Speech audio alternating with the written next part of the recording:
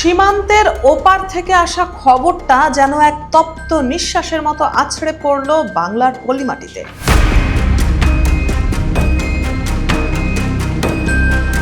যে মাটিতে মিশে আছে ৭১-এর রক্ত,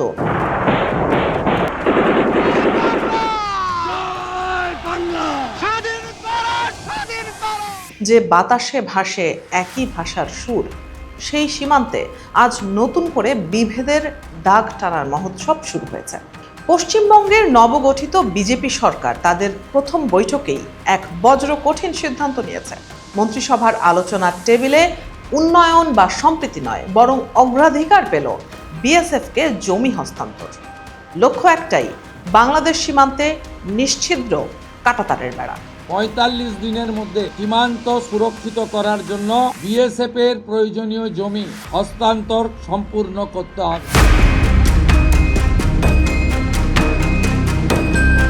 সচিবালয়ের করিডোর থেকে শুরু করে চায়ের দোকান, সর্বত্রই প্রশ্নটা দীর্ঘ হচ্ছে। এই বেড়া কি কেবল অনুপ্রবেশ ঠেকানোর ঢাল, নাকি বন্ধুত্বের বুকে আমূল গেঁথে দেওয়া এক বিষাক্ত পেড়ে? রাজনীতির এই দাবার চালে সীমান্তবাসী মানুষের আবেগ কি তবে গৌণ হয়ে গেল? ভারতের কেন্দ্রীয় নেতৃত্ব বারবারই ঢাকাকে সবচেয়ে কাছের বন্ধু বলে সম্বোধন করে, কিন্তু বন্ধুত্বের সেই মধুর বুলির আড়ালে কেন বারবার জেগে ওঠে কাঁটাতারের হুঙ্কার? কূটনীতির ভাষায় একে বলা হচ্ছে স্ট্র্যাটেজিক অ্যাম্বিগুইটি, কিন্তু সাধারণ মানুষের চোখে এটা এক নিরেট স্ববিরোধিতা। যুক্তি দেয়া হচ্ছে নিরাপত্তার, বলা হচ্ছে মাদক পাচার আর অবৈধ অনুপ্রবেশ রুখতে এই বেড়া অনিবার্য। কিন্তু সীমান্তের ধুলোবালি যাদের জীবনসঙ্গী, তারা জানেন অপরাধী কখনো কাঁটাতারের ধার ধারে না, তারা তাদের পথ খুঁজে নেয় অন্ধকারের অলিগলিতে। দর্শক, বেড়া আসলে আটকে দেয় সেই বৃদ্ধাকে যে সীমান্তের ওপারে থাকা মেয়ের মুখটা একবার দেখতে চায়। বেড়া আটকে দেয় সেই কৃষককে যার জমি পড়ে আছে 0 পয়েন্টের ওপারে। এই বিভেদ কি তবে কেবলই সাধারণ মানুষের কান্নার কারণ হয়ে দাঁড়াবে? বিশ্ব যখন গ্লোবাল ভিলেজের স্বপ্নে বিভোর, যখন ইউরোপের শেনজেন চুক্তিতে সীমান্তগুলো স্রেফ মানচিত্রের রেখা হয়ে টিকে আছে, তখন দক্ষিণ এশিয়ায় আমরা কেন মধ্যযুগীয় দেয়াল তোলার প্রতিযোগিতায় নামছি? উত্তরটা লুকিয়ে আছে রাজনীতির গহীন অরণ্যে।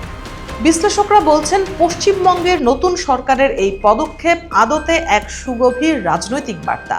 এটি কোনো প্রশাসনিক সিদ্ধান্ত নয়, বরং তাদের নির্বাচনী প্রতিশ্রুতির এক উগ্র প্রতিফলন। হিন্দুত্ববাদী রাজনীতির সেই পুরনো তাস কি তবে এবার সীমান্তের গায়ে খেলা হবে? এদিকে বাংলাদেশের অর্থনীতির চাকা এখন তুখর গতিতে ঘুরছে। পোশাক শিল্প থেকে কৃষি, সবখানে আমাদের জয়গান। এমন এক শক্তিশালী প্রতিবেশীকে কাঁটাতারে ঘিরে রাখার মানসিকতা কি ভারতীয় গণতন্ত্রের সেই বিশালত্বের সাথে মানানসই? সীমান্তে বিএসএফ এর ট্রিগারে হাত রাখা আর লাশের মিছিল, এ যেন এক নিত্য নৈমিত্তিক ট্র্যাজেডি হয়ে দাঁড়িয়েছে। এই ক্ষত না সারিয়ে যখন নতুন করে বেড়া দেওয়ার তোড়জোড় চলে, তখন বন্ধুত্বের মেরুদণ্ড কি একটু হলেও কেঁপে ওঠে না? তিস্তার পানি বন্টন চুক্তির ফাইল যখন দিল্লিতে ধুলো জমছে, যখন বাণিজ্য বৈষম্যের পাহাড়ে চাপা পড়ছে আমাদের সম্ভাবনা, তখন কাঁটাতারের এই আয়োজন যেন ক্ষতে নুনের ছিটা দেওয়ার মতোই যন্ত্রণাদায়ক। ইতিহাস সাক্ষী আছে, কোনো দেয়ালই চিরস্থায়ী সমাধান আনতে পারেনি। বার্লিন দেয়াল ভেঙেছে, গ্রেট ওয়াল অফ চায়না পর্যটন কেন্দ্র হয়েছে, কিন্তু মানুষের মনের ভেতরের যে দেওয়াল তৈরি হয়, তা ভাঙা বড় কঠিন। পশ্চিমবঙ্গের বিজেপি সরকারের এই মাঠ জরিপ শুরুর খবরটি যখন চাউর হলো, তখন সীমান্তবর্তী গ্রামগুলোতে এক অদ্ভুত নীরবতা নেমে এসেছে।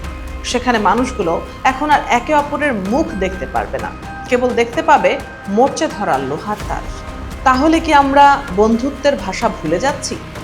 ভারতের উচিত ছিল ভিসা মুক্ত যাতায়াত কিংবা ট্রানজিটের মাধ্যমে হৃদয়ের দূরত্ব কমানো, কিন্তু তার বদলে তারা বেছে নিল লোহা আর ইস্পাতের কঠোরতা।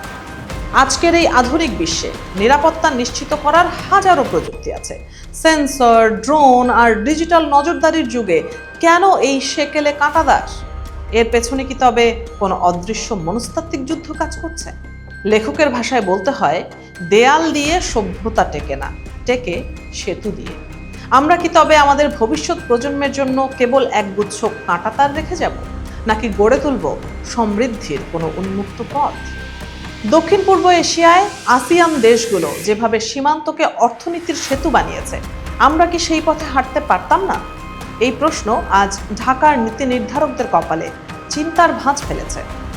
কূটনৈতিক মহলে গুঞ্জন চলছে, ভারত বাংলাদেশ সম্পর্কের যে সোনালী অধ্যায় নিয়ে আমরা গর্ব করি, কাঁটাতারের এই আঁচড় কি সেই সোনালী রং ফ্যাকাশে করে দেবে? সম্পর্কের এই টানাপোড়েনে লাভ কার আর ক্ষতি বা কার? সীমান্তের ওপার থেকে আসা হিমেল হাওয়ায় এখন আর কেবল ফুলের গন্ধ নেই, আছে বিভাজনের তপ্ত উত্তাপ। যে বিজেপি সরকার ক্ষমতায় এসেই এই সিদ্ধান্ত নিল, তারা কি একবারও ভেবেছে এর দীর্ঘমেয়াদী প্রভাব নিয়ে? দর্শক, রাজনীতির হিসাব আর কূটনীতির বাস্তবতার মধ্যে যে দুস্তর ব্যবধান, তা এই কাঁটাতার যেন চোখে আঙুল দিয়ে দেখিয়ে দিচ্ছে। বিশ্বাস ছাড়া কোনো সীমান্তই নিরাপদ হতে পারে না, এটাই চরম সত্য। কাঁটাতার হয়তো শরীরকে আটকাতে পারে, কিন্তু মানুষের ভাষা, সংস্কৃতি আর দীর্ঘদিনের ঐতিহ্যকে কি বন্দী করা সম্ভব? সীমান্তের দুই পাড়ে বসে থাকা মানুষেরা আজও একে অপরের মঙ্গল কামনায় প্রদীপ জ্বালায়। এই কাঁটাতার কেবল বিভেদের দেয়াল নয়, এটি আধুনিক কূটনীতির এক ব্যর্থতার স্মারক। বন্ধুত্বের ভাষা যদি হয় কেবল ইস্পাতের বেড়া, তবে আগামীর ইতিহাস আমাদের ক্ষমা করবে না।